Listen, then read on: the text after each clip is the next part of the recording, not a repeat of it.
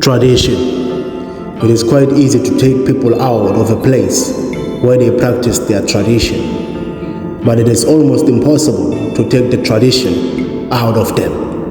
You know, if we teach our male children today that their heads must be removed from their heads whenever entering any place of shelter, that tradition will be passed down to their children, who will in turn pass it to their children. After hundreds of years, even though not all will be practicing it with the same strength and passion, there will be some men still removing their heads whenever entering a house. Evidence that tradition is where we come from. It is our birthright. Even though land can be lost, kingdoms overthrown, tradition will always remain with us. It is what we are. Currently, each of us are victims of our own traditions. Our realities are determined partly by what our forefathers practiced. There are people in Asia worshipping the three gods, Brahma, Vishnu, and Shiva, believing that one God is the creator, the other the protector, and the last the destroyer.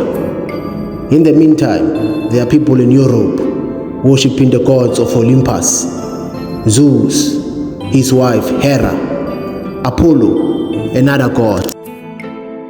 Some parts of Africa believe in the gods of the forest, the gods of the sea, the gods of the air.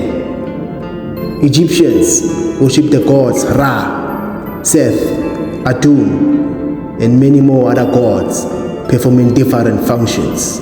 Hence, titles like the god of war, the god of love, the god of fertility existed. These are indeed many gods. But what can we say? We all worship what we were taught. However, there is a specific group of people that is very interesting. In the midst of many gods, this group believes in just one God. One God responsible for everything under the sun. Creation, destruction, protection, provision, birth, death, love, war, all this by just one God. Who are these people? We all must ask ourselves. Out of the three sons of Noah, one settled in Africa. He was the most blessed. Africa was, or should I say, is blessed with the most fertile land, good for many sorts of crops, blessed with healthy cattle, cows, sheep, goats, and many more, blessed with all sorts of minerals and resources, blessed with gold, diamond, copper, platinum, many more, water, spices, sugar, many more. Amongst the blessed children of Africa, our focus will be pinned to the specific that believes in the one God. Again, we ask ourselves, who are these one God people? It is the Bantu people. It is those who scattered and spread mostly in the southern parts of Africa, having different names for their one God due to the different languages they speak. Their fathers, the fathers of their fathers, only worshipped one God.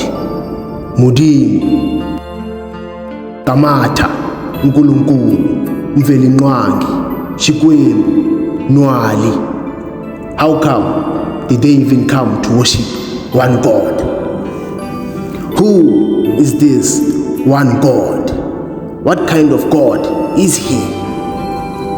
What kind of practices did he require from his people? What gives his people such assurance that he is just one?